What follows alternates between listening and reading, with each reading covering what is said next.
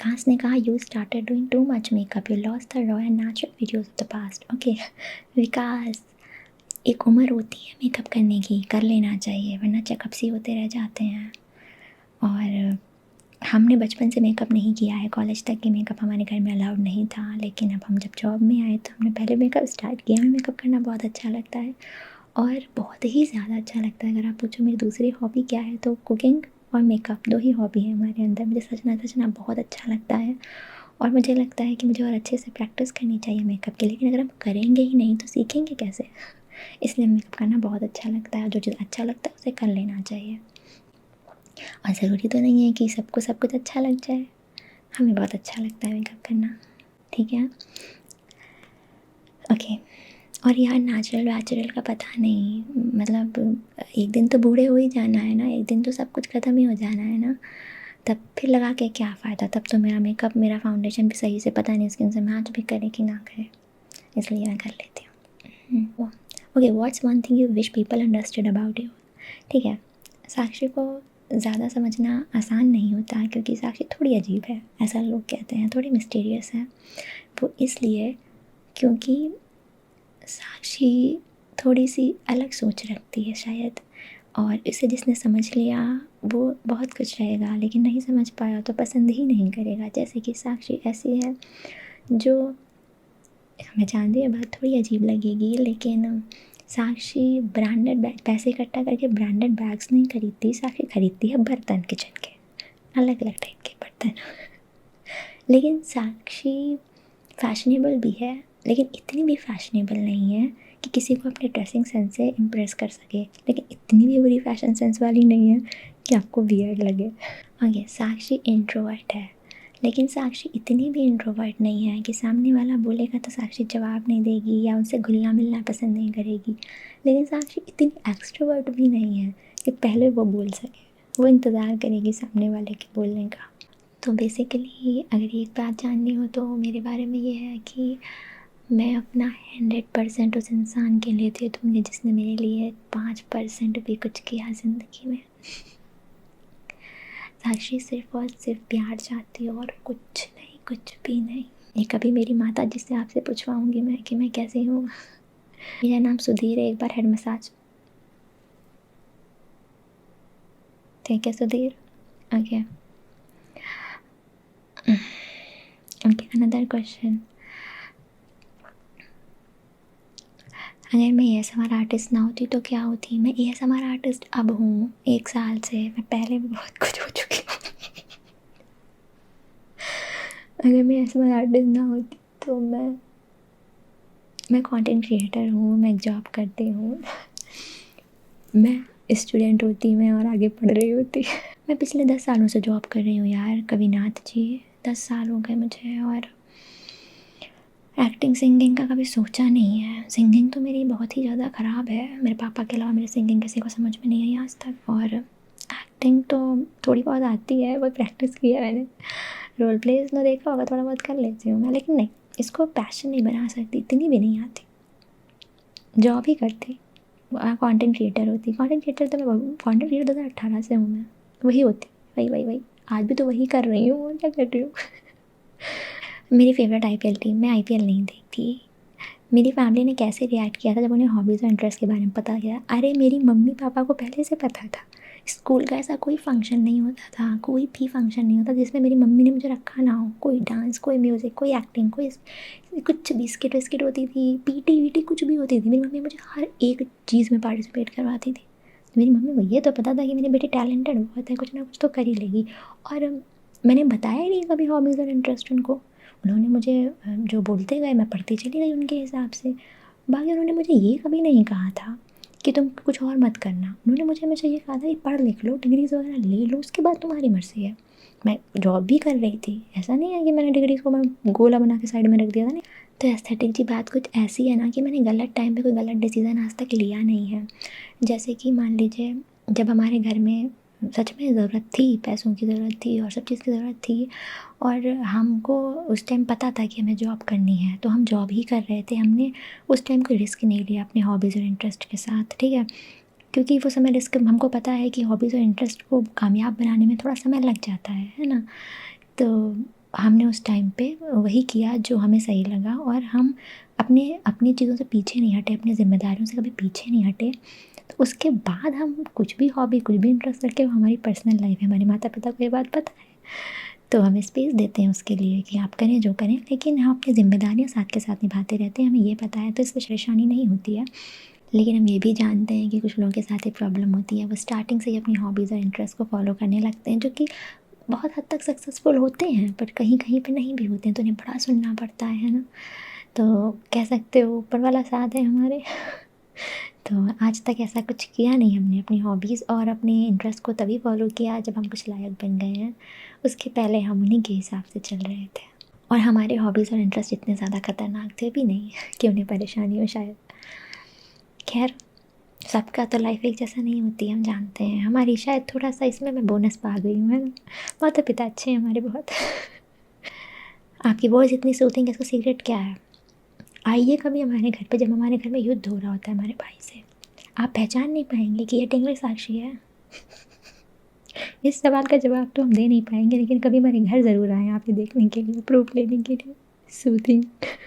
खैर, ये soft spoken वाली चीज़ मुझे अपने पिताजी से मिली है। वो भी कम बोलते हैं, अच्छा बोलते हैं, मीठा बोलते हैं, तो कहीं ना कहीं हमें उनसे मिली है शायद। आप एडवर्टीज़मेंट शूट करती हैं, आपने बताया था, तो हमें भी देखना है, हमें मौका मिलना चाहिए। हमारे पास बहुत सारी क्लिप्स तो अभी नहीं है क्योंकि हमने फ़ोन चेंज किया था, लेकिन हमने ये कुछ क्लिप्स हैं जो हमने अपने दोस्तों को भेजी थी, तो मैं वहाँ से ऐड कर रही हूँ। अगर आप मुझसे पहले पूछे होते तो शायद और क्लिप्स में ऐड करती, पर अभी मैंने अपना फ़ोन चेंज कर लिया है, तो मेरे पास ज़्यादा क्लिप्स हैं नहीं।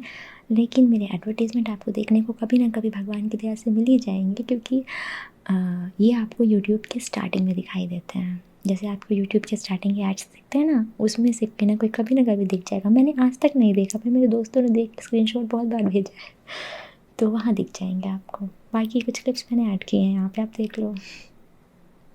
और दूसरी बात, उन्होंने बोला कि हम देख क्यों नहीं सकते, क्योंकि जब एडवर्टीज़मेंट शूट होते हैं तो एक्सक्लूसिव होते हैं। आप एक्सक्लूसिव के लिए साइन करते हो, आप उसे शूट नहीं कर सकते। सारे एडवर्टीज़मेंट आप शूट नहीं कर सकते, क्योंकि उनका शूट लोकेशन होता है, उनके अपने प्रॉप्स होते हैं, उनका अपना स्टूडियो के सच सेटअप होता है, तो वो दिखाना नहीं चाहते। पर ऐसा नहीं है, मैंने बहुत बार अपने इंस्टाग्राम पे पोस्ट किया हुआ है। अब मैं इतने शूट्स नहीं करती, क्योंकि आपको पता है अब मैं कि ASMR आर्टिस्ट हूँ, साथ मेरी अपनी जॉब है और थोड़ा सा एक्स्ट्रा काम भी आ गया है। मुझे ASMR का आइडिया किसने दिया? चलिए आपको एक कहानी सुनाते हैं, जिससे आपको क्लियर हो जाएगा कि मैं ASMR क्यों बनाती हूँ और यूट्यूब पे क्यों आई हूँ। आपको पता है मैं 2018 से कंटेंट क्रिएट करती हूँ, ठीक है। और मैं साथ के साथ एक इंट्रोवर्ट हूँ, जिसकी वजह से मुझे यूट्यूब पे लेकर के आई है जो चीज़ मुझे। मैं 2018 से बहुत सारे ब्रांड्स के साथ काम कर चुकी हूँ, बहुत सारे शॉर्ट वीडियो एप्लीकेशन पे काम कर चुकी हूँ, और मुझे हर जगह इतना धोखा मिला, इतना धोखा मिला। सबसे पहले जब मैंने 2021 में एक ऐप ज्वाइन करी थी एक्सक्लूसिवली, उसके साथ साइन अप किया था फॉर 3 ईयर्स, 3 साल के लिए, ठीक है। तो जब भी आप किसी ब्रांड के साथ या किसी भी के साथ भी काम करते हो, तो आपको थर्ड पार्टी की ज़रूरत पड़ती है, उसको एजेंसी बोलते हैं, ठीक है।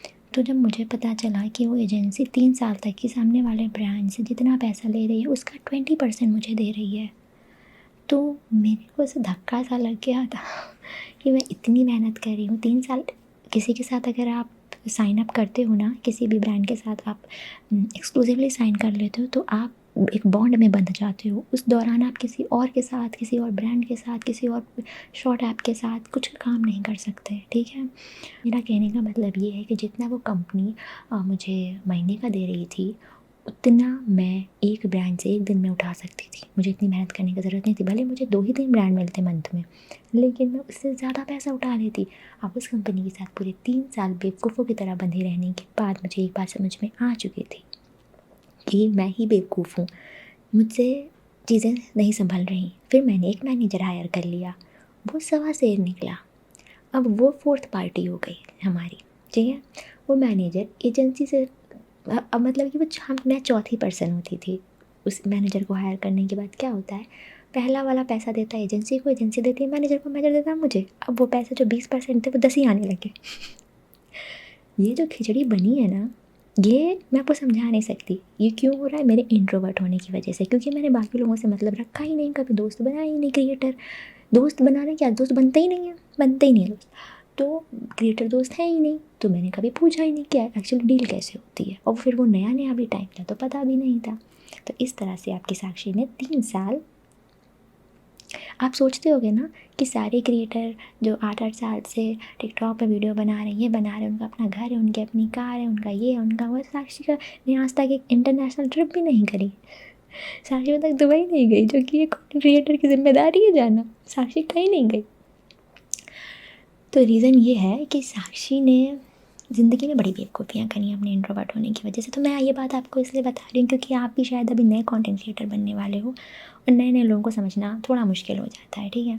और वो एकदम नई चीज़ थी, तब वो स्टार्टिंग फेज़ था कंटेंट क्रिएटर का, तो नहीं पता होता है, तो हम फंस गए। लेकिन उन्होंने हमें जो भी पैसा दिया है और हम उनकी बुराई नहीं करना चाहते, उनका नाम नहीं लेना चाहते, पर गलती उनकी भी नहीं थी, उस कंपनी की भी नहीं थी, गलती थी बीच की एजेंसी की। तो बेसिकली आपकी एजेंसियों पे भरोसा करना बंद कर दो, ठीक है। दूसरी चीज़, मैं ASMR में कैसे आई। ASMR में आने से पहले बहुत धोखे झेले हैं मैंने इन एजेंसियों की वजह से। अभी मैं इन चीज़ों से उभरी भी नहीं थी कि अचानक से एक बहुत ही बढ़िया प्रपोज़ल मेरी झोली में आ टपका, ठीक है। प्रपोज़ल ये था कि नई नई लाइव स्ट्रीमिंग एप्लीकेशन आई है, आपको वहाँ पे हम एक्सक्लूसिवली ब्रॉडकास्टर की तरह साइन अप करेंगे। मैंने कहा ओके, पैसे पैसे। उन्होंने साफ साफ कहा कि आपको प्रति मंथ 80,000 रुपये आपके अकाउंट में आ जाएंगे, लेकिन आपको बहुत मेहनत करनी पड़ेगी। ओके, साक्षी मेहनत से तो आज तक डरी नहीं, क्योंकि साक्षी को अपने सपने, अपनी जिम्मेदारियों का बहुत अंदाज़ा है। तो साक्षी, याद रखना गाइस, कंटेंट क्रिएटर के साथ जॉब होना बहुत ज़रूरी है। अभी आपको समझ में आ जाएगा, इसलिए मैं जॉब भी अपनी कंटिन्यू। साक्षी ने अपनी जॉब को साइड में रख के, लाइक मैंने वर्क फ्रॉम होम का स्टार्ट किया था आफ्टर कोविड, आफ्टर पैंडमिक, तो फिर मैं वर्क फ्रॉम होम पे थी। मैंने बड़ी ही मेहनत और लगन के साथ उस ऐप पे काम किया, और ऐप के जो पैसे आने थे वो आते हैं यूजुअली। कंटेंट क्रिएशन के पैसे आपको तुरंत नहीं आते, 60 दिन बाद आते हैं। वीडियो, फोटो, जो भी कुछ आपको सबमिट करना है उसको सबमिट करने के 60 दिन बाद, समटाइम 80 डेज़ बाद, ठीक है। साक्षी ने पूरी भरोसे के साथ, पूरी दिल के साथ बहुत काम किया, बहुत सारे बैनर्स बनाए, उस ऐप को बहुत प्रमोट किया, सब कुछ किया। और फिर आती है पैसे लेने की बारी, इतने टाइम बाद। उस ऐप पे आपको बहुत सपोर्ट मिलता है, मतलब आपको काफ़ी सारे गिफ्ट्स मिलते हैं। उस गिफ्ट्स का पूरा पैसा ऐप खा लेती है, ठीक है। ये डील में था कि आपको इतना देना है, आपको एक फ़िक्स पेमेंट रहेगी, लेकिन आपको जो है आपको लाइव में कुछ नहीं करना है। आप चाहे ऑफ कैमरा बैठो, ऑन कैमरा बैठो, आप बैठो ही ना, आप खाली पंखा दिखा के छोड़ दो। तो एक जब नई ऐप आती है ना, तो उसका एक ये होता है कि उसके डाउनलोड बढ़ने चाहिए, ठीक है। उसके डाउनलोड बढ़ने चाहिए और ज़्यादा से ज़्यादा प्रमोशन करना है ऑडियंस के बीच में कि भाई ये ऐप बहुत अच्छी है, बहुत अच्छी, बहुत अच्छी। साक्षी ने अपना 100% दिया, साक्षी के साथ साथ साक्षी के कुछ दोस्तों ने भी अपना 100% दिया साक्षी के कहने पे। पैसा देने की बारी आई, एजेंसी फुर्र हो गई भाई, गायब हो गई एजेंसी, आता है पता नहीं है। और फिर मुझे उस ऐप के थ्रू मैसेज आता है मेरे इंस्टाग्राम पे कि साक्षी आपने डिसकंटिन्यू क्यों कर दिया। मैंने उनको पूरी बात बता दी कि एक्चुअल में हुआ क्या था। अब उस ऐप ने जो वॉलेट था ना, उसे फ्रीज़ कर दिया। मतलब कि जो अमाउंट मुझे पब्लिक ने दिया था, वो अमाउंट भी वो चाँप के बैठ गई, खा गई, ठीक है। मैंने जो इतनी मेहनत करी थी पिछले 80 दिनों में, 100 दिनों में, वो सारी बर्बाद हो गई, सारी बर्बाद विद ज़ीरो बैलेंस। अब ये बात मैं अपने व्यूवर्स को बता नहीं सकती, क्योंकि लोगों ने मुझे सपोर्ट किया, अपना पैसा लगाया है, मुझे सब्सक्राइब किया, अपना पैसा लगाया है, और वो पैसा कंपनी खा गई। ये बात अगर मैं उन्हें बताऊंगी, किस मुंह से बताऊं भाई। चुपचाप से मैंने वो ऐप छोड़ दी, चुपचाप से बिना 1 रुपये लिए छोड़ दी। एजेंसी को मैं आज तक ढूंढ रही हूँ, भाग गई हूँ, अतः पता नहीं है उसका। तो बेवकूफ़ी, मैं अपनी बेवकूफ़ी पे खुद हंस रही हूँ, ठीक है, हंस रही हूँ। सिर्फ मेरा नहीं, बाकियों का भी लेके भाग गई। कंटेंट क्रिएटर हो, इन्फ्लुएंसर या डिजिटल क्रिएटर हो, और आप थोड़े भी एवरेज दिखते हो, तो ऐसी कंपनी आपको हायर कर लेती हैं। मेरी गलती नहीं थी, ना समझ थी मैं जानती हूँ, ठीक है। बॉन्ड साइन हुआ था भाई, प्रॉपर कॉन्ट्रैक्ट साइन हुआ था रिटर्न में, सब मुकर गए, सब आया गया हो गया। साक्षी ने कंफर्म, मतलब साक्षी ने दिमाग बिठा लिया कि भाई साक्षी अब ब्रांड के साथ काम नहीं करेगी, साक्षी फ्रीलांसिंग मॉडलिंग करेगी, जो ब्रांड सीधे अप्रोच करेंगे उनके साथ काम करेगी। लेकिन साक्षी अब कभी भी थर्ड पार्टी के थ्रू, ये एजेंसी पे एजेंसी और रैंडम पर्सन के थ्रू काम नहीं करेगी, चाहे वो एजेंसी स्वर्ग से उतरी हुई हो, ठीक है।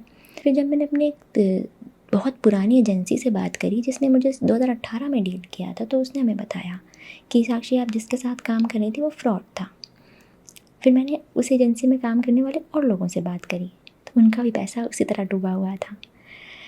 खैर सभी का डूबा हुआ था और कोई कुछ उखाड़ नहीं पा रहा था, तो हम भी पीछे हट गए, चुपचाप से छोड़ दिया उसे। आपको बैनर्स हटा दिए, उसका प्रमोशन जहाँ जहाँ किया था सब कुछ डिलीट कर दिया, और बस इसके अलावा हम कुछ नहीं कर पाए।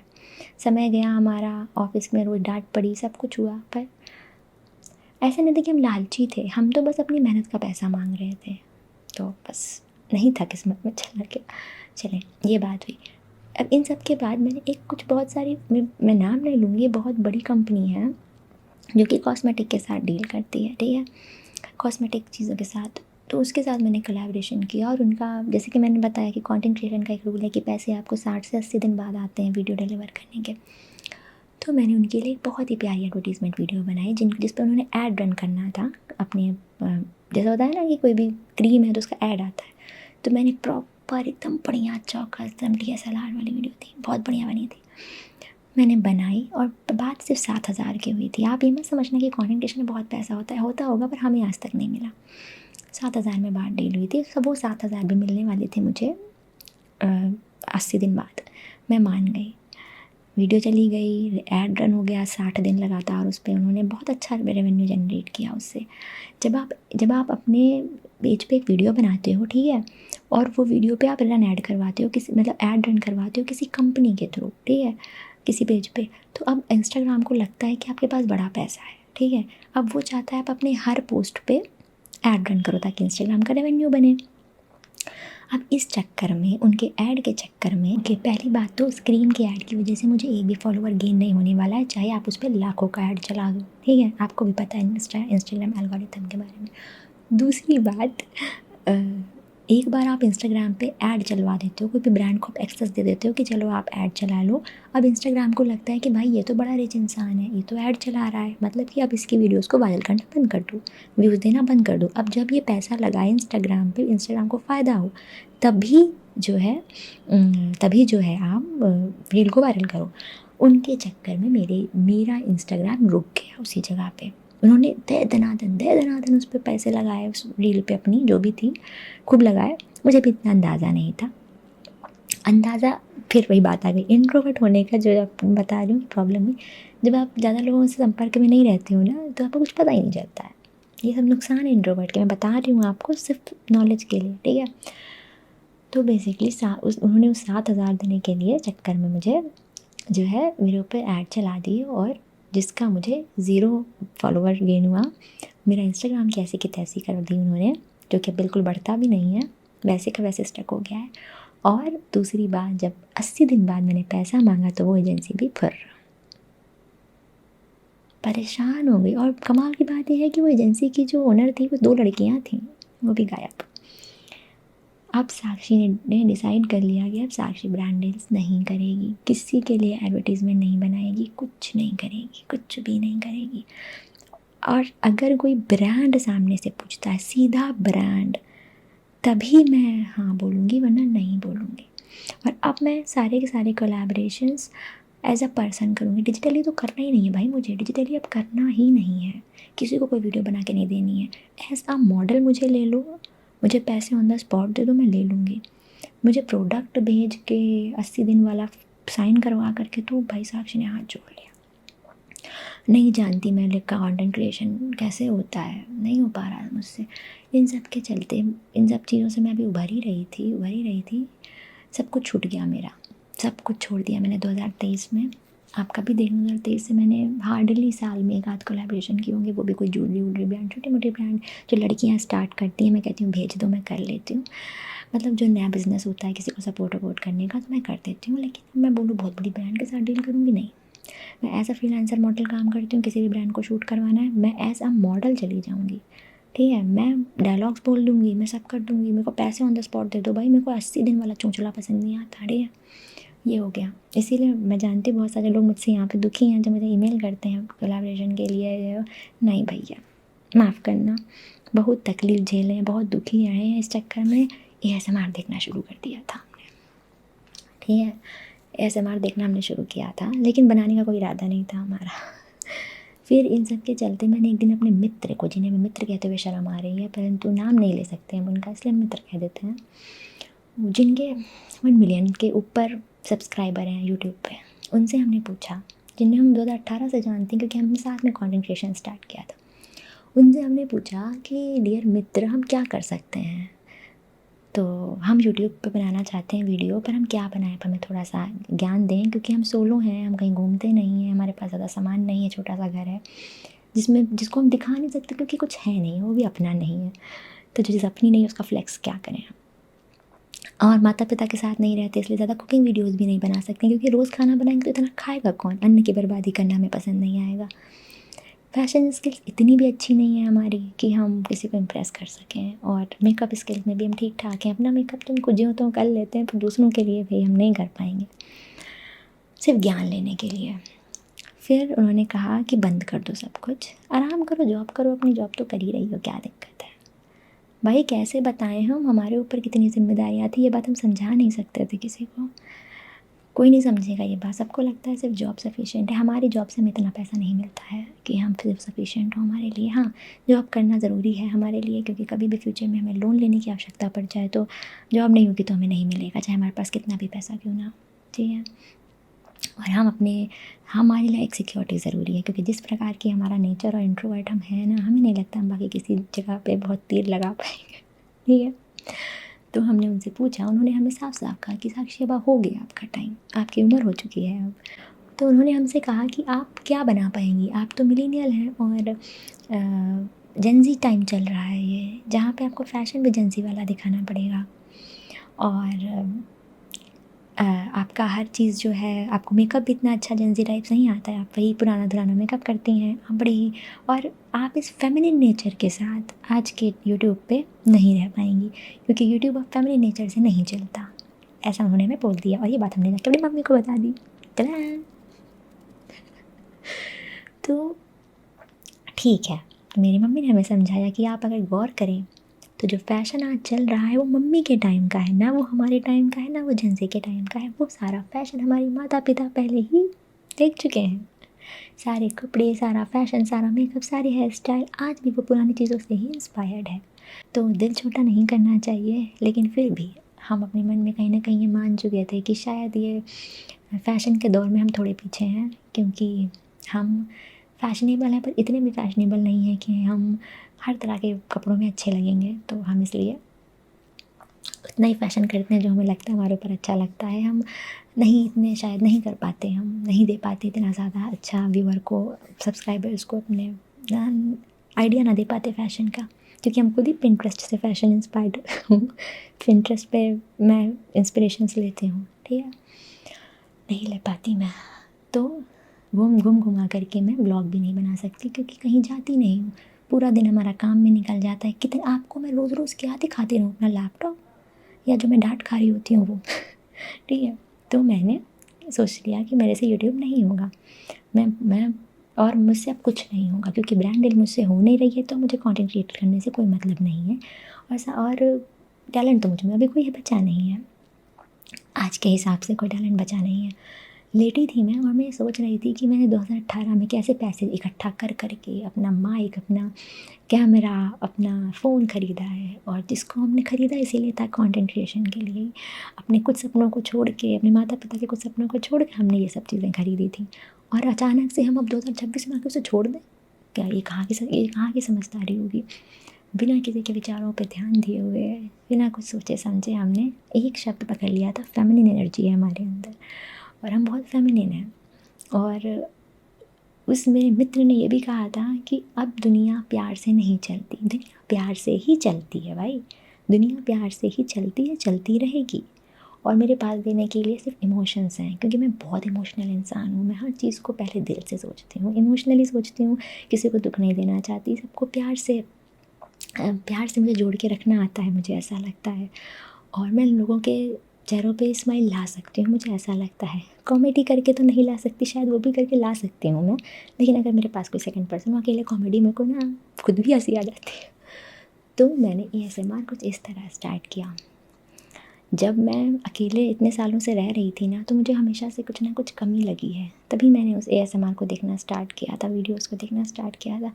तो आज भी मेरी तरह के लोग हैं, मैं जानती हूँ कि मुझे ये बात बोला गया था, मेरे ऊपर हँसे भी हैं बहुत सारे लोग कि तुम ये जो कंटेंट चूज़ कर रही हो उसमें तुम्हें कभी ब्रांड कोलैबोरेशन नहीं मिलेंगे। तो भाई मैं ब्रांड कोलैबोरेशन ना करना पड़े इसीलिए कंटेंट चूज़ कर रही हूँ। आज तक कंटेंट क्रिएट करती आई हूँ सिर्फ ब्रांड्स के लिए, ब्रांड्स के लिए, ब्रांड्स के लिए।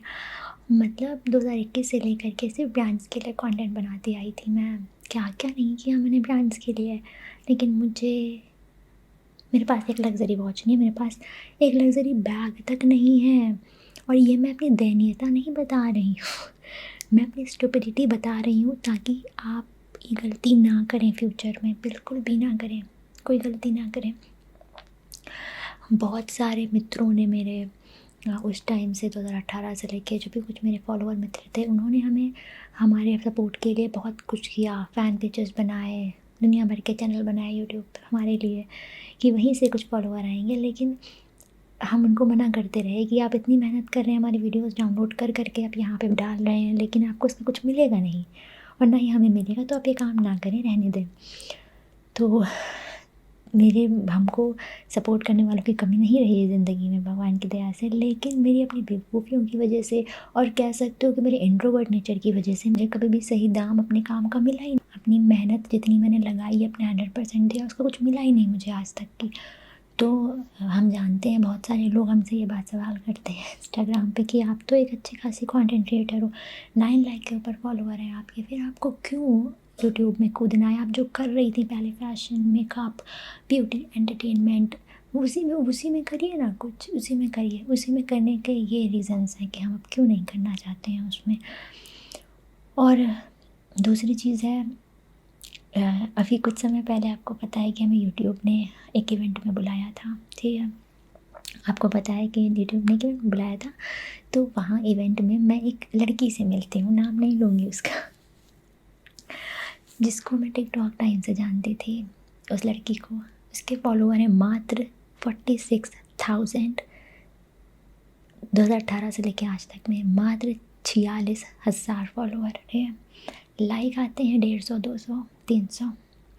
मेरा पहला सवाल उनसे यही था कि आपके यूट्यूब पे जो है मात्र 13,000 सब्सक्राइबर हैं, और मैंने सुना है कि आपके पास सब कुछ है अपना लग्ज़री, और आप मतलब मैंने उनको देख करके समझ लिया था कि भाई वो अपने ऊपर खूब खर्चा करती हैं। तो हमने सिर्फ अपनी इच्छा से, मतलब मेरी इच्छा हुई ये बात जानने की, कोई लालच नहीं, सिर्फ इच्छा हुई कि मैडम जी आप कैसे करती हैं, हमें बता दीजिए थोड़ा सा। और मैंने यूट्यूब इवेंट में सबसे बात करी थी, जो भी वहाँ पे नामी लोग आए थे, सिर्फ इसलिए, सिर्फ क्यूरोसिटी थी कि क्या हम यूट्यूब से कुछ कर सकते हैं। तो हम आपको भी ये बात बताना चाहेंगे, ताकि आप में से बहुत सारे लोग यूट्यूब स्टार्ट करना चाहते हैं। तो उन्होंने हमें साफ साफ बात बताई कि हम यूट्यूब से नहीं कमाते, हम कमाते हैं ब्रांड डील से। ये सुनते हैं तन बना गए फिर ब्रांड डील भाई ये ब्रांड डील कहाँ से आती हैं? बोले हमने एक सबसे बड़े मेकअप ब्रांड के साथ अभी काम किया है यूट्यूब पे, उनके पेज पे हमने देखा जा कर के, था भाई था। 13,000 सब्सक्राइबर थे, लाइक आते थे 150, 200, और डील मिली थी उन्हें एक मेकअप ब्रांड से 1.5 लाख रुपए की एक रील की डील। उन्होंने हमें प्रॉपर मैसेज दिखाया इंस्टाग्राम पे, डील पे फाइनल हुई थी, एग्रीमेंट दिखाया प्रूव करने के लिए, क्योंकि हम उन्हें टिकटॉक टाइम से जानते हैं और हम साथ के ही रहे हैं। तो वो मैरिड हैं, ठीक है, वो मैरिड थी, बहुत इज़्ज़त उनके लिए, और उनके इस एक्सट्रोवर्ट नेचर की वजह से वो आज यहाँ पहुँच गई हैं, ठीक है। और अब हम बताते हैं ऐसा कैसे हुआ। उन्होंने जब मेरे ASMR के बारे में सुना, हमने उन्हें बताया कि हम आज तक 1 साल हो रहा है, अभी हमने आज तक कोई ब्रांड नहीं किया, ब्रांड तो छोड़ो, हमने कोई कोलैबोरेशन नहीं किया आज तक, कि बार्टर भी नहीं किया इस पे। तो उन्होंने हमारा पेज चेक किया, उन्होंने कहा व्यूज़ आपके आते हैं, लेकिन आपको कभी भी कोलैबोरेशन नहीं मिलेगा। आप 10 साल लगा दीजिए यहाँ पे इस कंटेंट के साथ, आपको कोलैबोरेशन नहीं मिलेगा। और हम बता रहे हैं आपको कि जितने भी आप beauty YouTubers, beauty, makeup, fashion वालों को देखोगे, उन्हीं को ब्रांड मिलते हैं। ये बात तो हमें पता थी, ये हमें पहले से ही पता थी, तभी हम यहाँ आने से पहले ये बात जानते थे।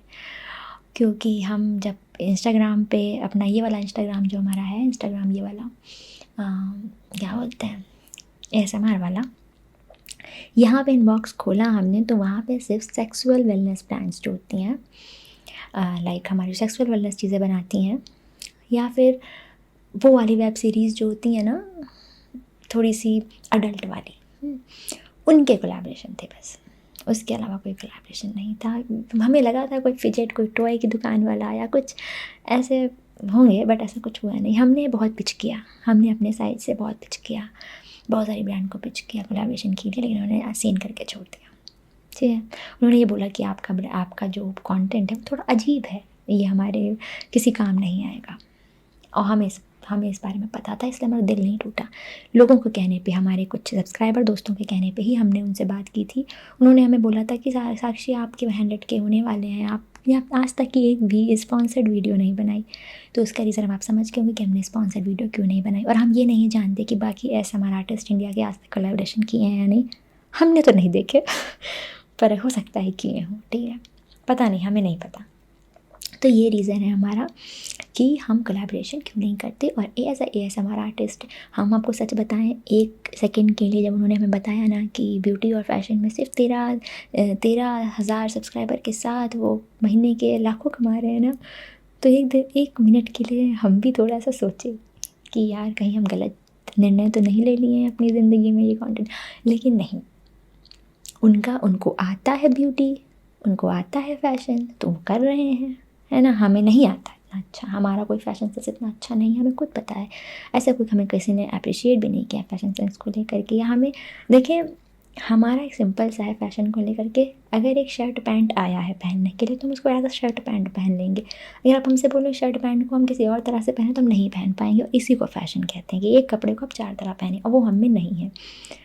तो हम में नहीं है नहीं है, कपड़ों की कोई कमी नहीं हो रही है। रीज़न क्या है? अब आप पूछोगे कि हम कपड़े मेरे पास बहुत रहते हैं, क्योंकि हम 2018 से कंटेंट क्रिएट कर रहे हैं, तो लोग PR पार्सल भेजते हैं, क्लोथिंग PR पार्सल्स आते हैं, जिसमें आपको कपड़ा पहन के बस एक बार वीडियो बना करके उनका ब्रांड को टैग करना, तो फिर वो कपड़ा आपका हो जाता है। उसके पैसे आपको नहीं मिलते, वो PR टीम होती है, वो एक अलग होती है सबके पास। हमारे पास भी PR टीम है, वो PR टीम आपको ये चीज़ें महीने महीने पे आती रहती हैं। लेकिन आप क्या करोगे इनका? हम पार्टीज़ में नहीं जाते, तो वो कपड़े हमारे लिए किसी काम के नहीं हैं, वो हमारे अब काम आ रहे हैं यहाँ पे। इसलिए आप सोचते हो कि हम हर दिन नए कपड़े कैसे पहन लेते हैं, तो उसी वजह से पहन लेते हैं, क्योंकि 2018 से इकट्ठे हो रहे हैं वो कपड़े और भर गए हैं हमारे पास। और अगर हम कुछ कंटेंट क्रिएशन बंद कर देते तो शायद वो कपड़े पड़े रहते, क्योंकि हम इतने डिज़ाइनर कपड़े घर में नहीं पहनते। हम वही हैं जो पजामा पहन के घूमते हैं घर में ठीक है।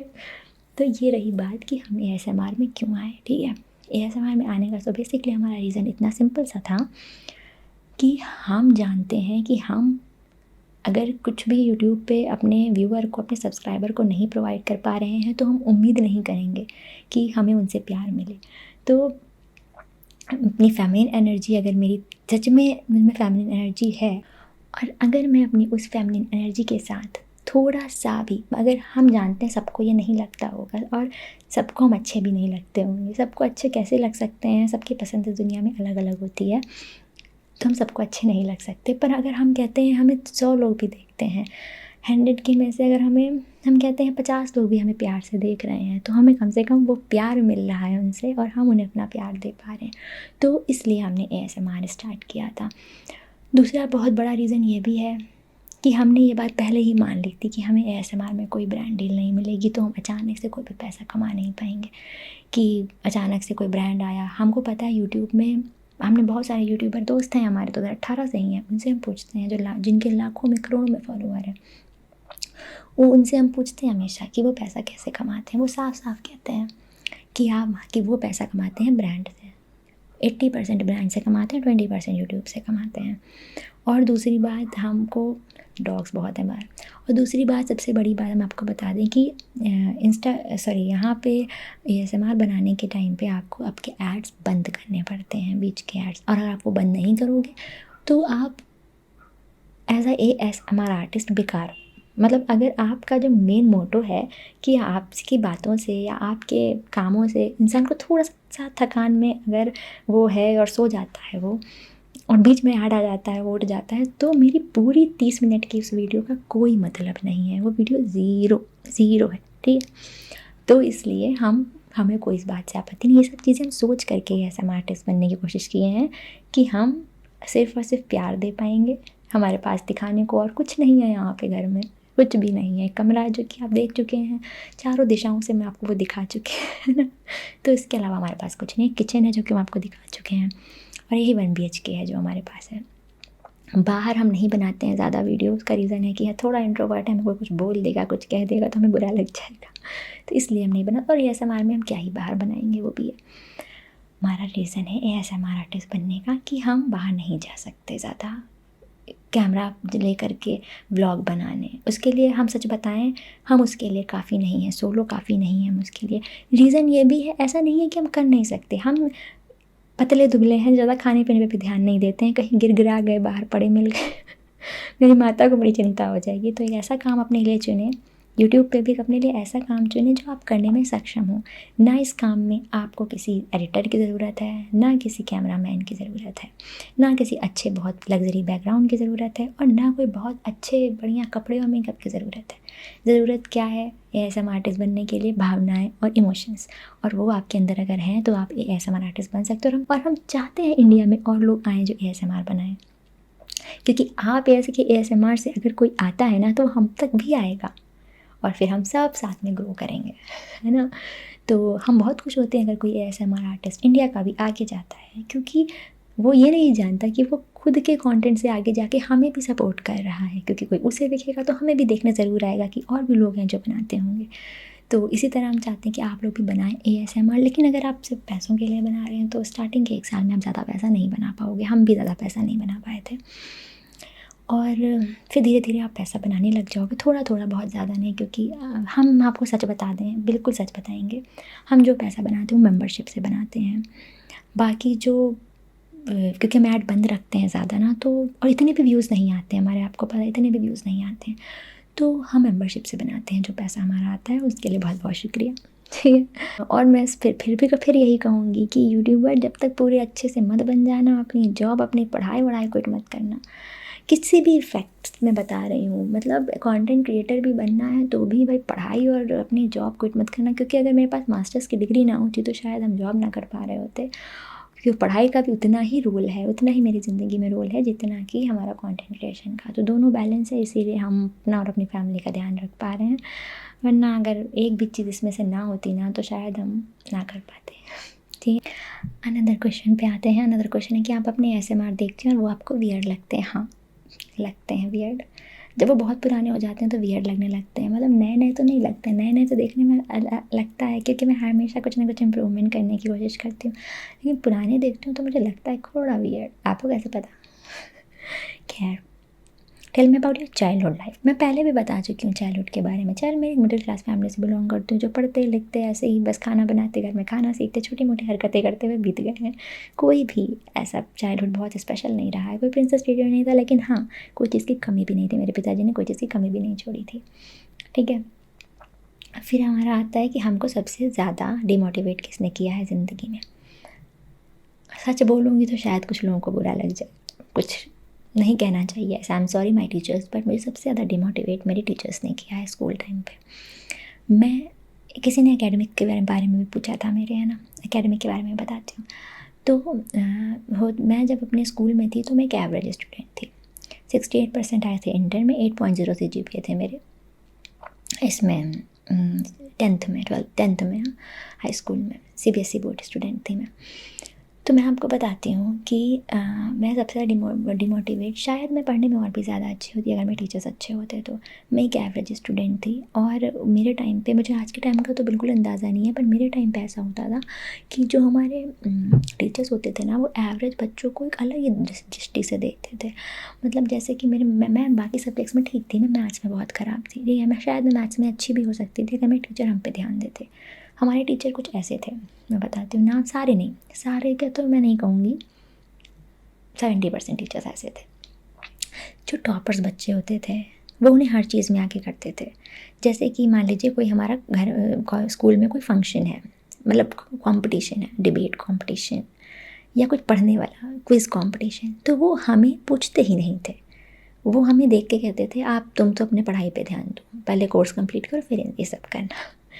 तो उस वक्त तो ये बातें समझ नहीं आती थी, पर आज हम टीचर से ये कहना चाहते हैं कि टीचर्स ज़रूरी नहीं है कि हर बच्चा मैथ्स में ही अच्छा हो सकता है हम क्विज़ में अच्छे होते, हमारी जीके अच्छी होती है, हो सकता है हम डिबेट में अच्छे होते, पर मौका नहीं दिया आपने हमें बहुत चीज़ों में, क्योंकि हम एवरेज स्टूडेंट में गिने जाते थे। और एकेडमिक लाइफ में एक बहुत अच्छी दोस्त थी हमारी, जो कि अब नहीं है, उसकी एक अच्छी अपनी कहानी है, मतलब दोस्त है हमारी पर अब है नहीं तो उसकी कहानी हम आपको कभी आराम से बताएंगे। वो थोड़ी अलग कहानी है और बड़ी हार्ट टचिंग है, उसकी याद आती है हमें बहुत। उसकी वजह से मेरा एकेडमिक लाइफ थोड़ी बेटर थी ना, बहुत अच्छी दोस्त थी हमारी, बहुत बढ़िया दोस्त थी, शुरू से लेके आखिरी तक मेरे साथ रही है।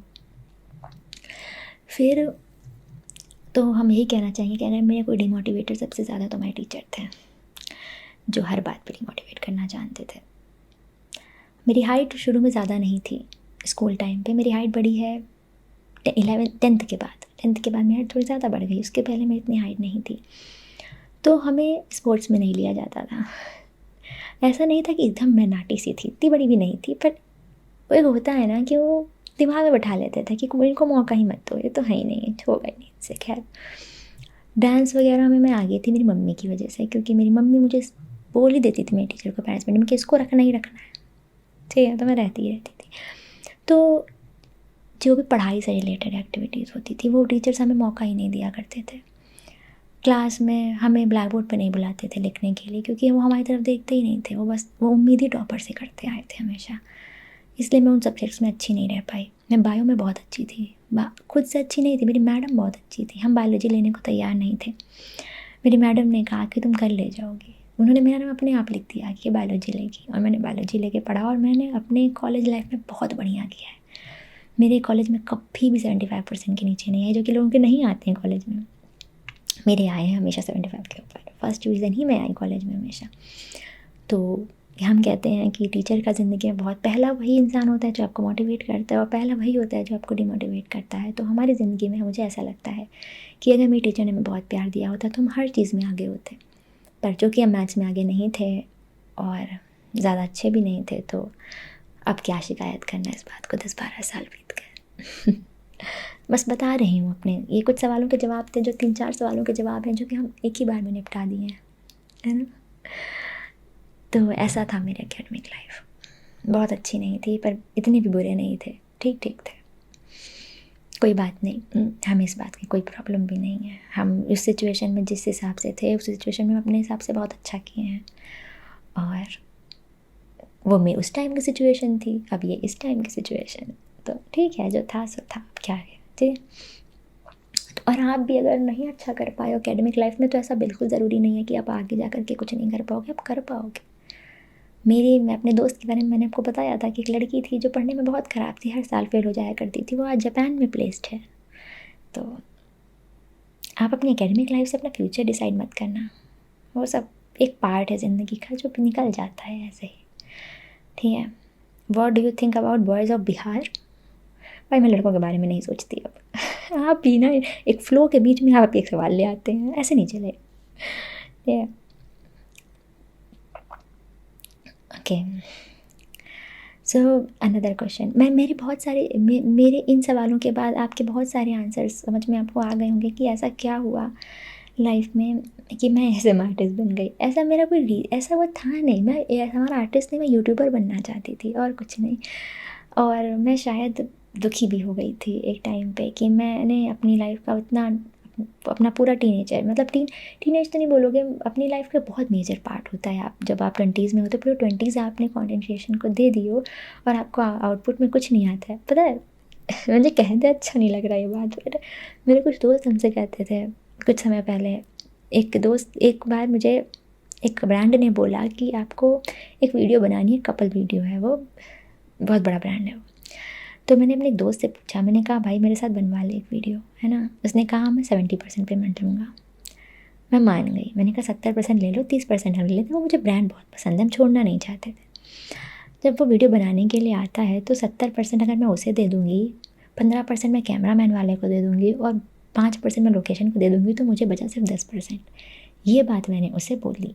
मैंने कहा यार मेरे को तो सिर्फ 10% ही बचा, तो थोड़ा सा मैनेज कर लो।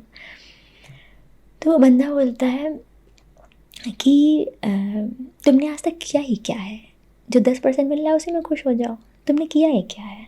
इतनी मुश्किल से तुम्हें ब्रांड डील करने, मेरी वजह से तुम वो ब्रांड डील कर पा रही हो, और हम ही को बोल रहे हो पैसे कम लें। भाई वो ब्रांड मेरे पास आया था, मेरी वजह से वो ब्रांड कोलैबोरेशन दे रहा था, लेकिन उस बंदे ने, देखो यार मैं एक बहुत बात बताऊंगी आपको, हर कंटेंट क्रिएटर की ज़िंदगी एक जैसी नहीं होती। कुछ कंटेंट क्रिएटर सिर्फ अपना कमाते हैं, अपने ऊपर ही खर्चा करते हैं, उन पर परिवार की जिम्मेदारियाँ नहीं होती, उन पर किसी और की जिम्मेदारियाँ नहीं होती। उनके यहाँ शायद पहले से बहुत रिच रहे हों, उनके पास सब चीज़ें हों। हम तो स्टार्टिंग में कंटेंट क्रिएशन के पैसों से पहले तो सामान इकट्ठा करते हैं, कैमरा, फ़ोन, लाइट, मेकअप का सामान, कपड़े, तो उसके बाद हम बहुत पैसा लगाए होते हैं उस पर, उसके बाद वो कंटेंट क्रिएशन बनता है। पर सबके साथ ऐसा नहीं होता। तो मैं ये बात उसे क्या समझाती कि भाई तुम्हारे लिए तुम एक एक्टर हो वहाँ पे, पर मेरे लिए वो कंटेंट क्रिएशन, शायद वो वीडियो मेरे लिए क्या मैटर करती है तुम्हें नहीं पता है। उम्मीद करती हूँ वो इंसान मेरी वीडियो ना देख रहा। मैं समझा नहीं पाई आज तक किसी को अपने बारे में, मैं किसी को समझा ही नहीं पाई। मैं बस फ्लो के साथ चलती चली आई आज तक कि ठीक है, जो हो रहा है ठीक है, मेरे पास नहीं है वो चीज़ें, जो चीज़ की ज़रूरत है, मतलब जो चीज़ कंटेंट क्रिएटर के पास होनी चाहिए, जो कि 18 से क्रिएट कर रहा है। बट मेरे पास सुकून है।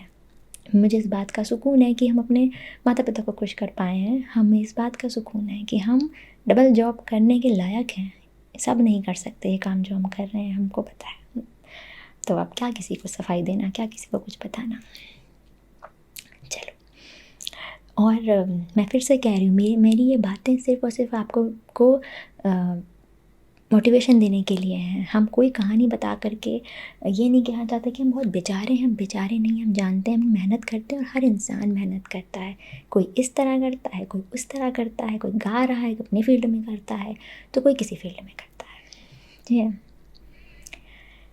खैर चलिए आगे बढ़ते हैं, है ना। सारे क्वेश्चन तो सब इसी तरह मिलते जुलते। मेरा फेवरेट कलर क्या है? ब्लैक।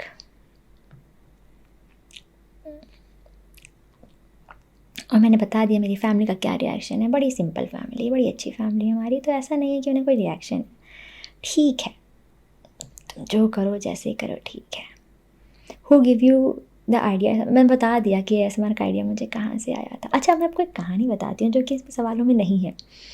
इन सवालों में कहानी नहीं है हमारी ज़िंदगी की, वो बताती हूँ आपको। मतलब आप मेरी बात समझने की कोशिश करना कि मैं आपको ये बताना चाहती हूँ कि जो आपके लिए यूनिवर्स सोच रहा होता है, उसके सिग्नल आपको आपके चाइल्डहुड से मिलने लग जाते हैं।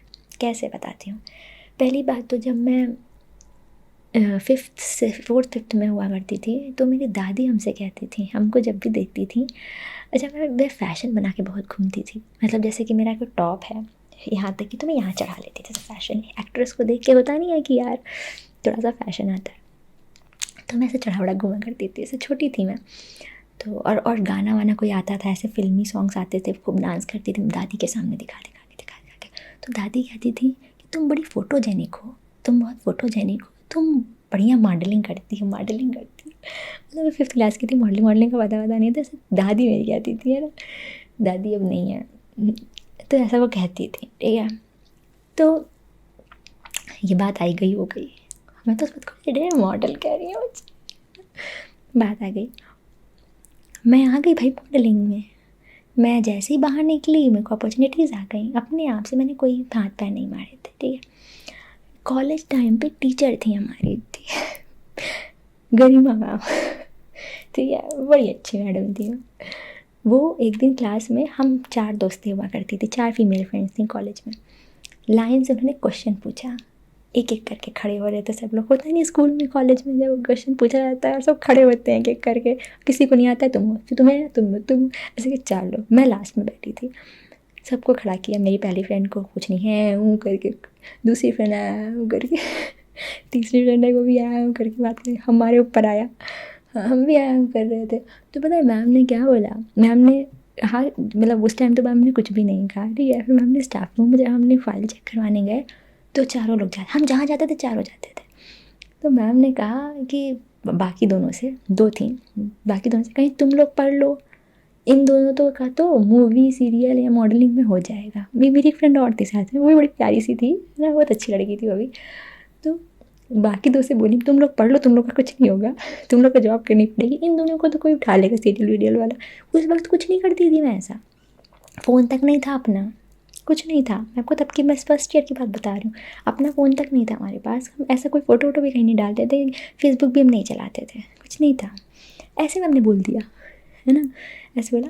और मानोगे नहीं, मैं और मेरी फ्रेंड तो सीआईडी में भी आती है, वो तो शोज़ करती है वो भी चली गई उसी लाइन में। मैं तो फिर भी जॉब में कुछ दिन रही, वो तो जॉब भी नहीं की, तो सीधे चली गई, बहुत अच्छा कर रही है वो, है ना। और मैं अपनी मॉडलिंग भी स्टार्ट किया, जॉब भी किया। मैम की बात याद आई मुझे कि मैम ने तो ऐसे हवा हवा में कहा था ये बात, और वो चीज़ हो गई, ठीक है। और वो चीज़ हो गई, मतलब आप देखोगे आपको यूनिवर्स साइन देता है पहले ही, और फिर उसके बाद, इसके बाद आप यकीन नहीं करोगे, मैं बता रही हूँ भाई, कसम से कह रही हूँ मैं वो बात आपको। मैं जब अभी लाइव स्ट्रीमिंग करती थी ना, मैंने बताया आपको कि जहाँ पे मुझको धोखा मिला था, पैसे लेके भाग गया था, तो वहाँ पे मेरे कुछ दोस्त बन गए थे, हम बात बात करते हैं, ऐसी बातें होती थी। तो एक दोस्त ने, तो मेरे पास एक गुड्डा था, गुड्डा मोटू पतलू वाला गुड्डा आता है ना, टॉय, वो था। तो वो टॉय टकला था, मोटू है ना, मोटू पतलू, वो टकला नहीं है। तो ऐसे मैं ऐसे गोद में बैठाया था मैंने उस टकले वाले टॉय को, और उसके सर पे ना ऐसे ऐसे कर रही थी मैं, ऐसे नहीं था कि कुछ सोच के कर रही थी, वो ऐਵੇਂ ही मैं चला रही थी, उसका गोल गोल सर था, मुझे अच्छा लग रहा था तो मैं ऐसा कर रही थी। तो एक बंदा आके मुझसे बोलता है, साक्षी जी बात बताऊँ, आप एएसएमआर बनाना स्टार्ट करो। और साक्षी जी उस वक्त एएसएमआर के बारे में कुछ नहीं जानती थी, बस इतना जानती एएसएमआर कुछ होता है जिसमें आवाज़ें आती हैं, लेकिन मैं वो वाला एएसएमआर जानती थी जिसमें ऐसा ना साबुन तोड़ते हैं और पत्थर खाते हैं और ईंटा खाते हैं, वो वाला एएसएमआर। हम कि क्या बोल रहा है, बोले आप बनाया करो एएसएमआर, आप ऐसे हाथ चला रहे हो उसके ऊपर तो अच्छा लग रहा है हमें। मैंने बात आई गई कर दी, कभी उस टाइम में एएसएमआर नहीं सोचा था, सोचो उस वक्त मुझे साइन मिला था। अगर कोई है यहाँ पे उस टाइम का तो मुझे बताना, है ना, उस टाइम का कोई अगर यहाँ मेरा मित्र है, मेरे मित्र हैं उस टाइम के भी यहाँ पे, तो मुझे बताना कि आपको याद है ये बात, क्योंकि यूनिवर्स आपको बहुत पहले से साइन दे रहा होता है कि आप ये चीज़ कर सकते हो, बस आप उस चीज़ को पकड़ लो। मैं नहीं पकड़ पाई टाइम रहते, लेकिन मैं उसी जगह पे हूँ। तो मैं आपको बता रही हूँ, ये बात थोड़ी अजीब लग रही होगी सुनने, बट यही सच है कि मुझे बहुत साइन मिले स्टार्टिंग से कि आप ऐसा कर सकते हो। और उससे भी बड़ी बात, मेरी मम्मी ने मुझे बहुत बार साइन दिए थे कि मैं ऐसा कर सकती हूँ। मेरी मम्मी ने मुझे कोई चीज़ का रोका टोका, पता है क्यों नहीं, कभी भी कुछ रोका टोका नहीं। मेरे खानदान वालों को बड़ी प्रॉब्लम रहती थी, उनको पता है रोका टोका क्यों नहीं, मुझे पता है। उन्हें मुझे पहले से ही भरोसा था कि मैं उस चीज़ के लिए अच्छी। मेरी मम्मी हमेशा से कहती, मैं मम्मी से कहती थी, मम्मी मैं कितनी पतली हूँ, कितनी पतली हूँ मैं, मेरे पर कपड़े हैंगर जैसे लगते। मम्मी कहती पागल हो, मॉडल लोग ऐसे ही लगते हैं। तब तो मॉडल का पता ही नहीं था। मम्मी कहती थी तो परफेक्ट लगती हो तुम, ऐसे ऐसे ऐसे पतले लोगों की एकदम डिमांड है मॉडलिंग लाइन में। तो शायद भले उन्होंने ऐसे हवा हवा में मेरे को दिल रखने के लिए बात कही थी, पर हमें नहीं पता था कि मेरा ये पतलापन सच में मुझे मॉडलिंग में लेके आ जाएगा। तो मैं आपको बस इतना बता रही हूँ कि साइन मिलते आए हैं, मिलते हैं।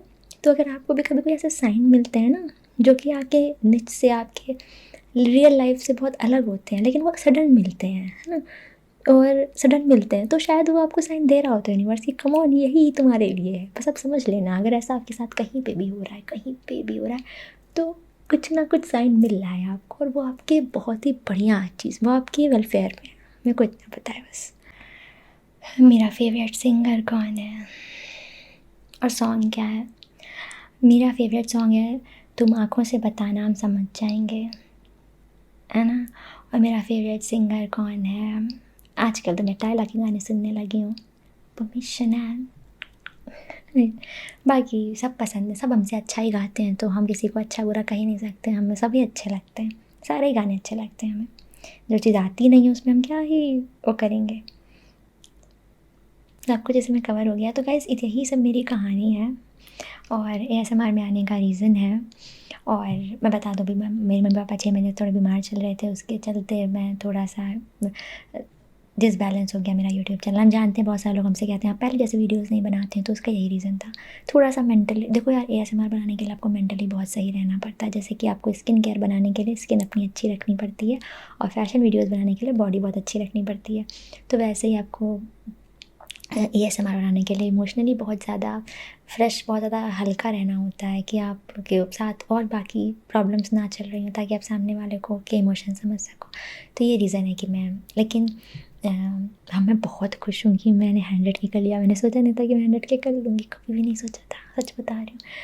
और वो अभी बटन आया नहीं है, जो बटन के बारे में बात पूछ रहे हो आप लोग, वो भी आया ही नहीं, उसका मेल भी नहीं आया। तो अब पता नहीं वो कब आएगा, जब आएगा तब आएगा, फिर मैं अनबॉक्सिंग कर दूँगी। ठीक है, 100 के हो गया, मुझे उसी बात की बहुत खुशी है, आपको बता नहीं सकती कितने ज़्यादा खुश हैं। हाँ, लेकिन इस बीच में मेरी मम्मी की तबीयत काफ़ी ख़राब है, अभी भी मम्मी स्टेरॉइड्स पे हैं, तो इस वजह से मैं थोड़ा-सा, मेरा माइंड और अभी ठीक है। मेरी मम्मी प्रॉपर अभी वर्किंग भी हैं, सब कुछ कर रही हैं, बस थोड़ी-सी सिर पे, बॉडी पे स्वेलिंग है, स्टेरॉइड भी ऑलमोस्ट बंद होने वाली है उनकी, तो अभी चीज़ें बहुत बेटर हैं। पापा थोड़े बीमार हैं इस समय, थोड़ा ज़्यादा प्रॉब्लम हो गई है, बट ठीक है, अभी पहले से तो बेटर ही हैं। तो ये सब मेरी ज़िंदगी में चल रहा है। और राइट नाउ मैंने सोच लिया है कि मैं अब ब्रांड कोलैब्स नहीं करूँगी, अनटिल अनलेस वो मेरी किसी दोस्त का अपना ब्रांड ना हो जिसे मुझे प्रमोट करना हो। और मैं अपने दोस्तों के ब्रांड प्रमोट कर देती हूँ, मुझे बहुत अच्छा लगता है कि मैंने इतनी मेहनत करी है तो किसी के काम आ जाए। बाकी यार मैं नहीं करूँगी थर्ड पार्टी के थ्रू, हाँ, एजेंसी वेजेंसी के थ्रू अब नहीं कर पाऊँगी। बहुत दुखी हो चुकी हूँ मैं सच बता रही हूँ, बहुत दुखी हो चुकी हूँ। और दोस्तों, एक बात और कहूँगी, अपना चैनल शुरू करो अगर आप में कुछ भी है अपने व्यूअर्स को देने के लिए, कुछ भी। हम कहते हैं अगर हम थोड़ा सा भी अपने सामने वाले इंसान, हम जानते हैं हर निच के लिए, हर टॉपिक के लिए ज़्यादा व्यूअर्स नहीं होते। बहुत कम ही लोग होते हैं जिन्हें एएसएमआर की ज़रूरत पड़ती है, बहुत कम होते हैं, बहुत ही कम, लेकिन होते हैं। ठीक है, यही कहानियाँ हैं कि इंट्रोवर्ट होने की वजह से हर फील्ड में बहुत ज़्यादा परेशानियाँ झेली हैं हमने। और मैं बस ये कहना चाहती हूँ, आप इंट्रोवर्ट उतना ही होना जितने में आपको परेशानी ना हो, बेवकूफ़ी आप ना करो। आपको चीज़ें तभी पता चलेंगी जब आप 4 लोगों से मिलोगे, और बुरे टाइम पे आपका कोई साथ नहीं देगा, मेरा भी किसी ने साथ नहीं दिया था। और आप अपने पैशन और अपने इंटरेस्ट को तभी फॉलो करना जब आपको लगे कि अभी आपके पेरेंट्स को आपकी ज़रूरत नहीं है। मुझे पता है ये बात थोड़ी सी कड़वी लगती है कि हम क्यों ना अपना पैशन फॉलो करें, हम क्यों ना अपना इंटरेस्ट फॉलो। देखो यार दोस्तों, कहीं ना कहीं ये बात सच है कि माता पिता ने आपको पढ़ा लिखा के बड़ा किया, तो उनको उम्मीदें हैं आपसे, कहीं ना कहीं उम्मीदें हैं। तो अगर अगर उन्हें उम्मीदें हैं इस बात की, वो चाहते हैं आपको, तो एक बार उनके लिए भी थोड़ा सा उनके हिसाब से भी चल लो। ये नहीं कहते हैं बिल पूरा चलो, लेकिन साथ के साथ आप अपना पैशन भी फॉलो करो।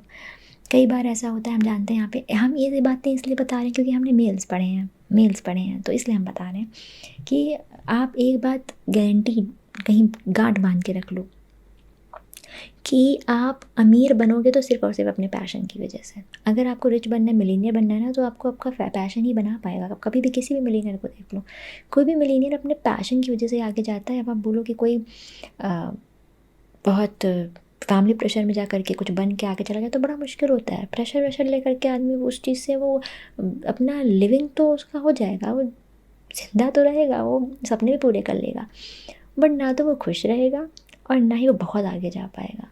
क्योंकि हर इंसान के अंदर एक स्पेशलिटी दी गई है। अब मुझे ये बात समझ में आ चुकी है, हर इंसान अपने आप में स्पेशल है, और वो जो स्पेशलिटी है वही उसका पैशन है, और वो समझ ले और उस चीज़ में आगे बढ़ जाए तो बहुत अच्छी बात है। ये मैं अपने व्यूज़ बता रही हूँ, किसी को किसी के काम से भटकाना मेरा कोई वो नहीं है। आप जो कर रहे हैं बिल्कुल सही कर रहे हैं, वो आपके लिए बना है और आप उसे कर भी ले जाओगे। लेकिन पैशन के बारे में मत भूलना, पैशन आपका हॉबी आपको बहुत आगे लेकर के जाता है, ऐसा हमें लगता है।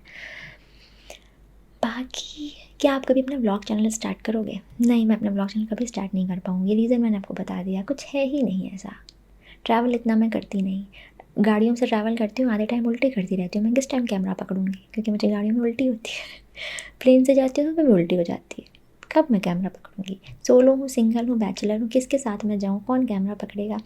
अब कोई नहीं पकड़ने वाला है। तो मैं आज तक के अपने 18 से लेके आज तक के डिपेंड बहुत रही हूँ। मेरी डिपेंडेंसी मुझे आगे लेकर के नहीं, कि डिपेंड मुझे होना पड़ता है कैमरा मैन पे, एडिटर पे, मेकअप मैन पे, वीडियो बनाने के लिए दूसरे पर्सन पे जो हमारा को एक्टर होता है। तो अभी साक्षी ऐसा काम करना चाहती है क्योंकि साक्षी को पता है कि साक्षी एक इंट्रोवर्ट इंसान है, नहीं बना पाएगी वो रिश्ते लोगों के साथ, दोस्ती नहीं कर पाएगी, नहीं लोग उससे बहुत ज़्यादा इम्प्रेस हो पाएंगे। तो अब साक्षी ने ऐसा काम अपने लिए ढूंढ लिया है कि साक्षी अकेले करने में जो चीज़ पूरी तरीके से, मतलब पूरा दिल लगा के वो काम हम अब कर सकती है साक्षी, और बेस्ट करेगी, अपना बेस्ट देगी। जब सब कुछ आपके हाथ में हो ना, आप किसी पे डिपेंड नहीं होते हो, तो आप अपनी जान लगा देते हो उस काम में। और हम वही करने की कोशिश करेंगे, और हम कर रहे थे। अब पता नहीं कि आपको दिख रहा होगा कि नहीं, हमने बहुत कोशिश करी है, हमने बहुत मेहनत करी है इसके लिए। एक साथ 4-6 काम देखे हैं, एक साथ कई ऐप्स पे बहुत परेशानियाँ हुई, आपको मैं अभी और आराम से बताऊँगी बातों में, है ना। तो और ASMR के लिए बहुत कम ही लोगों का सपोर्ट रहा है मुझे। फैमिली का तो मुझे हर चीज़ के लिए रहता है, मैं उल्टा भी लटकी रहूँ उसमें भी सपोर्ट रहेगा, क्योंकि मेरी फैमिली को मुझ पर बहुत भरोसा है कि हाँ ये कर लेगी, ये जो करेगी वो कर ले जाएगी।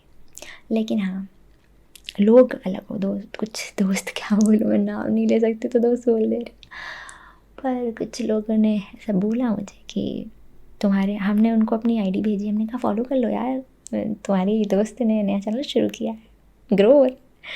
कह रहे यार साक्षी मैं देख लूँगी बट करूँगी नहीं सब्सक्राइब, लोग पागल समझेंगे। पहली बात तो मैं समझ ये नहीं आता कि तुम्हारा यूट्यूब खोल कौन रहा है, किसको तुम अपना यूट्यूब का एक्सेस दे रहे हो कि वो तुम्हें पागल समझे मेरा सब्सक्रिप्शन देख के। और दूसरी बात, ऐसा हमने क्या बना दिया है जो पागल समझेगा इंसान, हमें समझ में नहीं आता। इसलिए हमने समझ लिया है कि जिसको सपोर्ट करना होता है वो कुछ ना होके भी कर लेगा, और जिसे नहीं करना होता है वो आपके अपने होके भी नहीं करेंगे। तो इस मामले में ये मैं आपको बता रही हूँ ताकि आप भी इस चीज़ को समझ लो। अपनों से उम्मीद ना करो कि आपके सब अपने ही अपने हैं, ऐसा नहीं है। सब अपने हो जाते हैं, धीरे धीरे आपको अपने हो जाते हैं। सब आपसे खुश नहीं रहेंगे, हम ये भी समझ चुके हैं। सबको आप पसंद नहीं आओगे, सबके आप फेवरेट ASMR आर्टिस्ट नहीं बन जाओगे, क्योंकि यार ऑब्वियस सी बात है सबको आपका चैनल पसंद नहीं आएगा। अब क्यों नहीं आएगा मैं आपको बता देती हूँ, उसका भी एक रीज़न है। सिंपल सा रीज़न ये है कि अगर एक इंसान को दाल खरीदनी है, दाल की ज़रूरत है, तो वो दाल की दुकान पे जाएगा, ना कि कपड़ों की दुकान पे जाएगा ख़रीदने के लिए। तो यही सीन है कि सामने वाला जो व्यूअर आता है उसकी अपनी रिक्वायरमेंट होती है ना। उसे, जैसे किसी को मेकअप की रिक्वायरमेंट है, किसी ने मेकअप वीडियो ढूंढी और गलती से उसके पेज पे ये ASMR मेकअप का आ गया, उसे वो चीज़ पसंद नहीं आई, क्योंकि वो देखने क्या आया था, वो आया था मेकअप की ट्रिक देखने, लेकिन यहाँ पर उसको ये मिल गया तो वो ना कुछ भी उल्टा सीधा लिख के चला जाएगा। मैं एग्जांपल बता रही हूँ, ठीक है। तो इसमें आपको नाराज़ दुखी होने की कोई बात नहीं है। वो ढूंढ कुछ और रहा था, उसे गलती से आप मिल गए हो। तो वही केस है कि जिसको जो चाहिए होता है उसको उस पेज पे जाना चाहिए, और आप सबके हिसाब से नहीं बना पाओगे। चैनल आपका एक है उसमें आप क्या क्या सबके हिसाब से बना दोगे, है ना। बस इतना कर सकते हो कि आप अपने, अब तो मैंने सब्सक्राइबर कहना नहीं चाहूँगी, हमारी जो फैमिली है, जो हमारी यूट्यूब की फैमिली, उनके हिसाब से, उनकी रिक्वायरमेंट के हिसाब से आप थोड़ा बहुत ऐड कर सकते हो। लेकिन आप सबको लेके फिर भी नहीं चल पाओगे, सबको शिकायतें रहती हैं, आप सबको लेके नहीं चल पाओगे। तो दोस्तों बात ये है कि कुछ वीडियोज़ हमारी ऐसी होती हैं जो शायद हम नहीं चाहते कि हमारे स्कूल के बच्चे देखें, वो उन पर गलत इंप्रेशन डाल सकते हैं। आपने मुझसे सवाल पूछा, आपने अपनी 7th वीडियो या 5th वीडियो क्यों आपने मेम्बर्स कर दी, रीज़न था मेरी वीडियोस मेरे कुछ कज़िन के बच्चे भी देखते हैं, है ना। तो अगर मुझे उनकी तरफ से, देखो यार हमें नहीं पता होता है, हमें भी सामने से फीडबैक आते हैं। जब हमें फीडबैक आता है कि बच्चों के लिए ठीक नहीं रहेगी, तो हम उन्हें मेंबर्स ओनली कर देते हैं, क्योंकि हम जानते हैं कि मेंबर की ही डिमांड थी तो मेंबर में ही डाल देते हैं। तो अब छोटे बच्चे कहाँ ही मेंबरशिप लेते हैं, तो ये रीज़न है हमारा मेंबरशिप स्टार्ट करने का। और मेंबरशिप भी कोई ऐसी वैसी वीडियोस नहीं होती हैं। मैं आपको बता दूँ, बहुत सारे लोग गलती से मेंबरशिप ले लेते हैं कि अरे यार यहाँ तो कुछ है ही नहीं। मेंबरशिप में का नाम, मेरी मेंबरशिप का नाम ही यही है, इफ़ यू लव मी दस वी लव यू, मतलब कि हमसे प्यार करते हैं इसलिए आपने मेंबरशिप ले ली, और कुछ भी रीज़न नहीं है। जस्ट फॉर एक्स्ट्रा वीडियोज़, हम बस उसमें एक्स्ट्रा वीडियोस डालते हैं, और थोड़ी सी इन वीडियो से हल्की सी अलग होती हैं, थोड़ी सी अलग होती है, थोड़े इंटेंस ट्रिगर होते हैं। बच्चों को शायद अच्छी ना लगे, इसलिए हम उन्हें अंदर कर देते हैं चुपचाप से है ना। और कोई रीज़न नहीं। बाकी मैं पोस्ट दोनों जगह बराबरी से करती हूँ, इधर भी और उधर भी। तो ऐसा नहीं है कि हमसे वहीं पे पोस्ट किया जा रहा है, वहीं पे नहीं, ज़्यादा पोस्ट मैं इधर ही करती हूँ। वहाँ तो मैं तो जो मेल्स आते हैं उसके हिसाब से पोस्ट। 100 के पूरा होने में मैंने क्या सबसे बड़ी प्रॉब्लम फेस करी है, मैं आपको पता है मैं इतनी जल्दी जल्दी क्यों बोल रही हूँ, कि मुझे पता है वीडियो एक घंटे के ऊपर चली जाएगी, इसलिए मैं बहुत जल्दी जल्दी बोल रही हूँ, मैं तेज़ी नहीं बोलती। 100 के तक आने में जो सबसे बड़ी प्रॉब्लम फेस करी है मैंने, यही क्वेश्चन था। वो बस ये थी, ये जो शुरू में, ये 6 महीने में जो बीते थे ना, जो मैं 3 बजे रात में उठना अचानक से शुरू कर दिया था। आपने देखा होगा पहले मेरी सारी वीडियो में आँखें एकदम लाल रहती थी, क्योंकि मैं 12 बजे सोती थी, 3 बजे उठ जाती थी वीडियो बनाने के लिए, वो बीच नींद में उठने की वजह से। लेकिन वो अब डिसिप्लिन बन गया है, अब मैं उठ जाती हूँ, बिना अलार्म के उठती हूँ मैं। तो ये एक अच्छा भी चीज़ था। लेकिन हाँ, शुरू के 6 महीने बहुत ज़्यादा मुश्किल हुई है, बहुत ज़्यादा मुश्किल हुई है। You feel cringe after reading comments, आप ये तो आप समझ ही गए होंगे क्या है कि 18 से 18 से 2018 से कंटेंट बनाने में कितने कमेंट्स, तब तो उस टाइम के कमेंट्स आपने रीड नहीं किए होंगे शायद। ये कमेंट तो कुछ नहीं है भाई, यूट्यूब के कमेंट्स सबसे स्वीट कमेंट्स होते हैं, आपको पता नहीं है, इससे ज़्यादा खतरनाक कमेंट्स हमने देखे हैं। और यहाँ पे कमेंट मैं आपको सही बताऊँगी कि दुनिया में बहुत तरह के लोग हैं, कोई किसी तरीके से अपना प्यार दिखाते हैं, कोई किसी तरह से अपना प्यार दिखाता है, किसी किसी का प्यार क्रिंज लगने लगता है, जैसे बहुत सारे कंटेंट क्रिएटर, किसी का कंटेंट क्रिंज लगने लगता है, लेकिन फिर उनकी अपनी स्पेशलिटी होती है, वो आगे भी जाते हैं उसी क्रिंज के साथ। तो ऐसा नहीं है कि वो क्रिंज लगता है, क्रीपी लगता है, मुझे नहीं लगता क्रिंज, मुझे लगता है कि ठीक है यार, ज़्यादातर तो मुझसे छोटे ही हैं यहाँ पे सब, तो सब ठीक है, वो ऐसे भी प्यार, उनका प्यार दिखाने का तरीका है बस। हमें वो अजीब, किसी किसी को अजीब लगता है जिसको आदत नहीं होती, पर हमें आदत है, तो वो तारीफ़ ही कर रहे होते हैं मेरी, तो ठीक है, उनका तरीका है, इतने स्वीट बातें लिखते हैं, इनडायरेक्टली उनका तरीका होता है मुझे मोटिवेट करने का, कि वो, मुझे पता है वो वीडियो बिना देखे उन्होंने लिख दिया कि वेरी नाइस वीडियो, ये वो मुझे पता होता है, लेकिन मुझे ये भी पता है कि मुझे मोटिवेट करें उनको, और वो यूट्यूब के एल्गोरिथम को भी समझते हैं कि अगर कमेंट्स ज़्यादा आएंगे और ज़्यादा बातें होंगी उस पर तो वीडियो हाइप होगी, तो कहीं ना कहीं मुझे सपोर्ट करने की कोशिश कर रहे होते हैं, मुझे पता होता है अब ये बात, तो नहीं लगता क्रीपी। मैं सारे कमेंट के रिप्लाई करने की कोशिश भी करती हूँ अब तो। बाकी सबने मुझे 100K के लिए बहुत सारा प्यार दिया, उसके लिए बहुत बहुत थैंक यू। और स्टोरी टेलिंग मुझे अच्छी लगती है, मुझे इतने अच्छे से स्टोरी टेलिंग आती नहीं है। बाकी मैंने स्कूलिंग कॉलेज कहाँ से किया है, तो यूपी से पढ़ाई की है, फिर चंडीगढ़ से पढ़ाई की है, फिर गुड़गांव से इंटर्नशिप करी है, तो मैं हर स्टेट में रह चुकी हूँ। और पीसीओडी के लिए मैंने बता दिया, हाँ पीसीओडी के बाद मुझे बहुत सारे दोस्तों ने, बहुत सारे सिस्टर्स ने पूछी है कि पीसीओडी, मेरा पीसीओडी बहुत हद तक सही हो गया जब से मैं 3 बजे उठने लग गई हूँ। मेरी बहुत सारी प्रॉब्लम सॉर्ट हो गई, प्रॉपर एक्सरसाइज होती है, प्रॉपर खाना खाती हूँ, एक रूटीन सा बन गया है जब से मैंने अपना यूट्यूब चैनल स्टार्ट किया है। ओवर थिंकिंग मेरी 90% ख़त्म हो गई, क्योंकि ओवर थिंकिंग का टाइम ही नहीं मिलता। जिस टाइम मैं लेट करके पंखा देखती रहती थी ना, उस टाइम अब मैं वीडियो बना रही होती हूँ, एडिट कर रही होती हूँ, पोस्ट कर रही होती हूँ।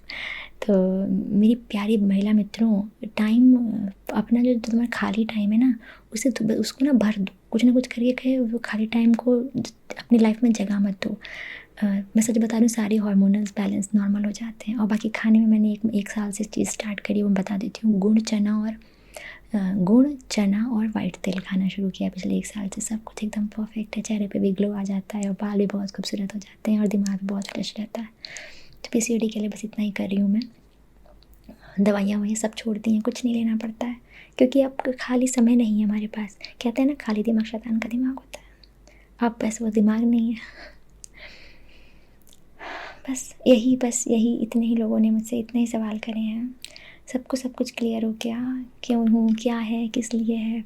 और मैं आपको बता दूँ, मैं अपने यूट्यूब की वजह से अपने माता पिता का हेल्थ इंश्योरेंस, उनके मेडिकेशन के लिए मुझे बहुत मदद मिली है पिछले 6 महीनों में, उसके लिए बहुत बहुत शुक्रिया। अगर ये ना होता तो मुझे बहुत परेशानी होती। तो हाँ, आप मेरे लिए ये यूट्यूब बहुत कुछ है, और मुझे बहुत मदद कर रहा है मेरी ज़िंदगी को थोड़ा हल्का करने में बहुत मदद कर रहा है। बाकी मैंने कुछ बातें यहाँ ऐसी करी जो मेरे मम्मी पापा को भी नहीं पता है, अभी देखेंगे वीडियो तो मेरा तो हो जाएगा काम। तो ये वीडियो मेरे माता पिता से छुपी तो नहीं रहेगी। एक बार मेरे माता पिता इस वीडियो को स्किप भी कर जाएंगे तो लोग भेज करके, लिंक भेज करके उनको दिखा के ही मानेंगे। तो मम्मी पापा, ऐसा नहीं था कि, ऐसा नहीं है कि मैं ये कहानियाँ जो बता रही हूँ, बातें जो बता रही हूँ, उससे मुझे कोई प्रॉब्लम हुई है। आपको पता है मेरे पास जॉब थी, भले मेरे को पैसे नहीं आए, नहीं है, पर मेरे पास सेपरेट जॉब थी, है, और हमेशा रहेगी। हाँ, बस मैं ये बातें इसलिए बता रही हूँ इन्हें कि ये बेवकूफ़ियाँ जो हमने करी हैं, आपकी बेटी ने करी हैं, वो ये लोग ना करें।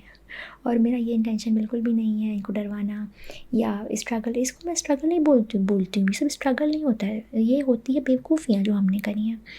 और मुझे अपने पूरे 20s में सिर्फ और सिर्फ एक चीज़ मिली, बस सबकें बहुत मिली हैं हमें। तो इसमें कहीं ना कहीं मेरी भी गलती है कि मैं हमेशा चौकन्नी नहीं रहती थी, हमेशा ना बेवकूफ़ बनने को तैयार बैठी रहोगे तो बेवकूफ़ बन जाओगे। और कहीं ना कहीं इंट्रोवर्ट होने की वजह से मुझे बहुत परेशानी हुई। एक दोस्त मुझसे पूछ रहे हैं हमें यहाँ पे कि आप एक मॉडल हो तो आप शूट करती हो, तो आप इंट्रोवर्ट कैसे? अरे आओ कभी, जब हम शूट करते हैं ना, हम आपको पता है, हम एक दिन में 10 शूट कर सकते हैं, पर हम नहीं करते हैं, वो पता है क्यों? इंट्रोवर्ट होने की वजह से।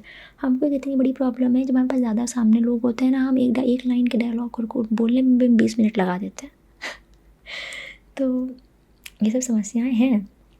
प्रॉब्लम है। और ये प्रॉब्लम हमारे यूट्यूब की वजह से बहुत हद तक की सॉल्व हो चुकी है। मैं 1 साल से लगातार अपनी वॉइस में वीडियो बना रही हूँ, अब बोल पाती हूँ फटाफट। आप देख सकते हो मैं कितनी फटाफट बोल रही हूँ यहाँ पे। और मैंने आज तक की 2018 से लेके आज तक की कभी भी एक भी वीडियो अपनी आवाज़ में नहीं बनाई थी यार, यकीन मान लो। कभी बोला ही नहीं कुछ। बोलने से पहले सोचती हूँ क्या बोलूँ, अब बोल लेती हूँ। तो बहुत कॉन्फिडेंस मिल जाता है जब आप, और कॉन्फिडेंस तब मिलता है जब इतनी मोहब्बत मिलती है, और इस मोहब्बत के साथ आप पता नहीं कहाँ तक पहुँच जाओगे, हमें नहीं पता। बड़े अच्छे वाइब्स आते हैं, बहुत अच्छे वाइब्स आते हैं। और बस यही मेरी कहानी है, इतनी मेरी कहानी है। यही सवाल है आपके, हमें पता है, इसके अलावा कोई सवाल है नहीं। शादी का मैंने आपको क्लियर ही कर दिया है कि कब कैसे होगी, क्या होगी। मैं जिस दिन सिर्फ़ और सिर्फ प्यार के लिए शादी करूँगी, जिस दिन सिर्फ़ और सिर्फ मोहब्बत के लिए शादी करूँगी, बस उसी दिन शादी के लिए हाँ बोलूँगी। जिसको भी बोलो, जहाँ भी मेरी किस्मत में लिखा होगा, जिससे भी लिखा होगा, हमको सब मंज़ूर है।